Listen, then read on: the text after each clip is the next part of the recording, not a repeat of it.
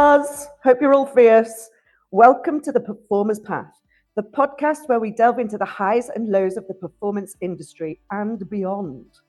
If it's using your creative juices for onstage, in auditions, or those in between jobs, we discuss it all with real people in the industry who've been there and got the t-shirt as a gift.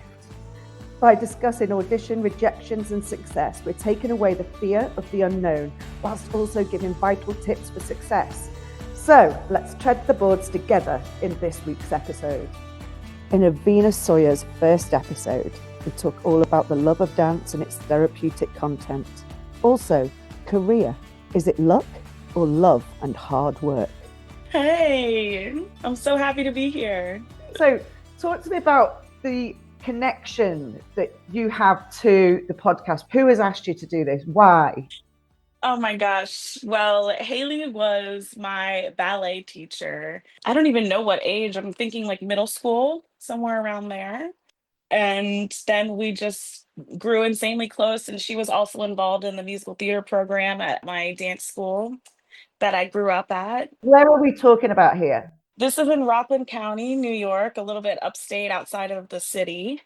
And we just all kind of created a really fun relationship through my years of growing up and my youth. And with also Terry Klausner, who was the head of the musical theater program at Coupe. This is Coupe Dance Studio. Hey, Coupe. And yeah, I have some of my like most formative memories growing up in that studio with Haley and Terry and one of my close dance friends, Angie. And we all just spent hours and hours putting things together. Putting what together? We were involved with our yearly showcase. So we would put a showcase together through the musical theater program and through Terry, really, and Bill Hastings, who was also a huge part of it. And we would put shows together and people would audition to be involved. And we would put different numbers and medleys and dance numbers and musical theater production numbers together into one big showcase. So was this a showcase for like agents, or was it a showcase just for a performance? It was just a performance for our friends and family. Yeah. Oh, wow. But we loved it because it was through the dance school. So it was a little slice of musical theater that we would get through Coupe. And I loved it. I was obsessed. And once I started doing it, and I was also constantly at Coupe, dance was like everything to me from a very young age. So once I started spending hours and all of my days and time there, I grew really close with Haley. And we all would put these musical numbers together with Terry, and they would be amazing. We had so much fun. So during that time, were there any major obstacles that you found to your training? I mean, I went through some life obstacles during that time. So I think with that, I found a lot of solace and safety in dance. That was like my safe place. It's like your therapy almost. Yeah, definitely. Yeah. It's like your Definitely. outlet. Yes, always has been. So I think with that, I would just spend all my time there and found these close relationships.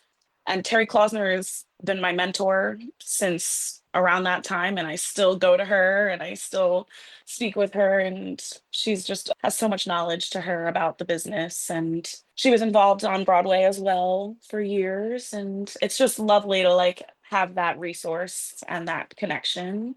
And then with Haley, and we just would put these fun musical numbers together. And like, I just have the fondest memories of that time. So you used your dance as your therapy. Yeah. So that was putting the shows together, but was it also class? Definitely. I was in class. What was about the outlet?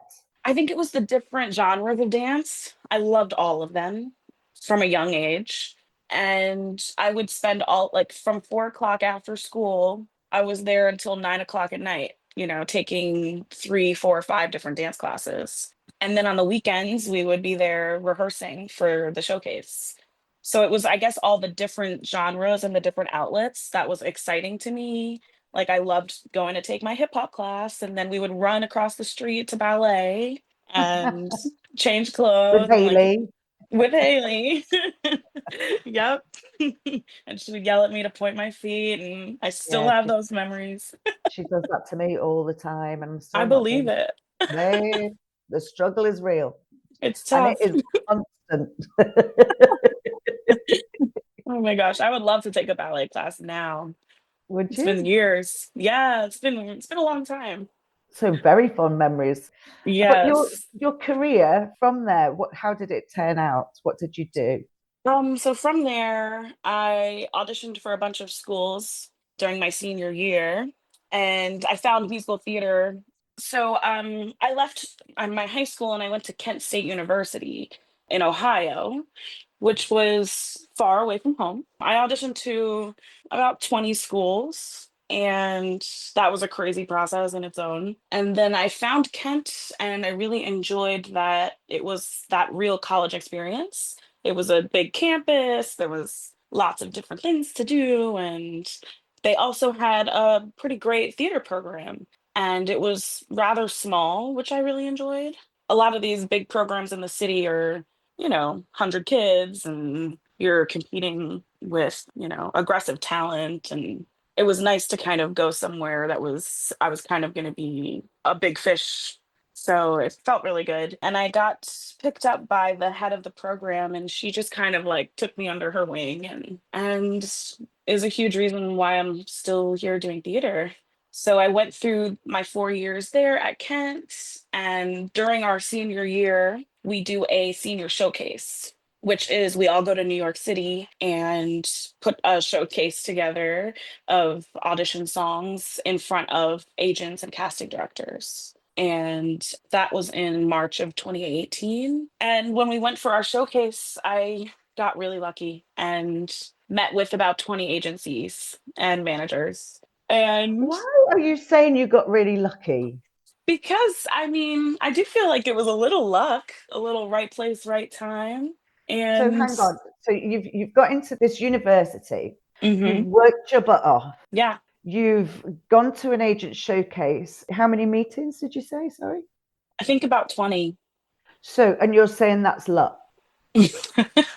I'd say one might be luck, three, maybe Yeah, four. No, we've gone past luck now. 20, yeah, it was a lot. 20. I was overwhelmed. I bet you were. There is that feeling, isn't there? That totally overwhelming feeling. You're just leaving this gorgeous place where you feel really comfortable Yeah, and you're in your comfort zone. And then all of a sudden you're thrown out there. Well, not thrown out there, but it feels like that because it's such a it roller does. coaster. Yeah, and again, like I left New York to go to this small town in Ohio, and I was just sort of safe over there. And then I come to New York and I'm getting a lot of attention, which is great, but I'm like, well, I don't know what to do with any of this. I was so new, so green. So, how did you deal with it? Um, one step at a time. That's all you can do. And I ended up meeting with my current agents at the Daniel Hoff agency. And crazy enough, during this time, I also got auditions for the Something Rotten tour and the Rent tour. It was like the same week of showcase, like maybe the day after. Mm. So I received these auditions, and while I'm fitting in these meetings, I'm also going through auditioning for those shows. And my agents at the Daniel Hoff agency actually assisted me because I booked both of them. I booked the Rent tour and the Something Rotten tour at the same time. Oh my And God, then, you poor thing. Listen to me feeling all sorry for you right now. Are listen, those it was diamond slippers? crazy. Those diamond slippers, are they a bit tight? You know? A little bit. Oh no, sucks to be you. No, it was just crazy, and it was a whirlwind of just It like is. a lot at once. But it's a great Um, problem to have, right? very. Oh my gosh, But, very. but seriously, looking back only at the time, you're going, "Ah," Yeah, full panic mode, right? absolutely. I didn't know. First I was trying to choose an agent, which nobody really tells you how to do that, you know. No. Why don't they tell you? I don't know. It's I like don't know. armpit fat. When you get older, you get armpit fat. Why does nobody tell you this stuff? Yeah, and you're like, okay, what is this? Like, what am I supposed to do? So, what would be your advice to somebody choosing an agent? Well, I actually knew right away when I met these two guys at the Daniel Hoff agency. My brother came with me, which was really cool. And it was random because a lot of the other ones I went by myself, but he just happened to be with me that day. And he came in and we went in the office, and like it was just laughter and light, and the energy was really good. And I could tell that they were going to help me and take care of me. And right away, they jumped into negotiations with these contracts for Something Rotten and Rent. Is that before And you signed with them as well? yeah, it was. So from that, of course, I then chose that agency because they helped me in that decision. And then I went back to school because this was still in March and we had to graduate in May. So I went back to school, but I was, so excited because I was going on tour in that summer, at the end of that summer. So I just got to like live out Which one were you doing? Which one? Something Rotten. I chose Something Rotten. Yeah. There you go. So glad I did. It was so much fun. Where was the tour? It was a national tour of the US. We went to, I think, like 38 states or something. This was over 10 months. And then we went to Seoul, South Korea for our final month, which was very cool to finish our tour out there and get to travel internationally and do the show internationally, which was totally different. Yeah, it was cool. And then from there, what happened? From there, I came back home, and that was a long time. It was like almost a year. So I just wanted to be home for a little bit. And then I believe that fall, I booked a regional show because the tour of Something Rotten was a non-equity contract. I was not part of the union yet. So this next show that I booked actually was an equity contract, and they gave me my equity card. Because before, a couple years ago, you had to earn points through the EMC program to get points in order to then buy into the equity program. Yeah. It wasn't like it is now where you can just kind of get into it, buy into it. But then they So offered is that me, a thing now? You can buy into it now?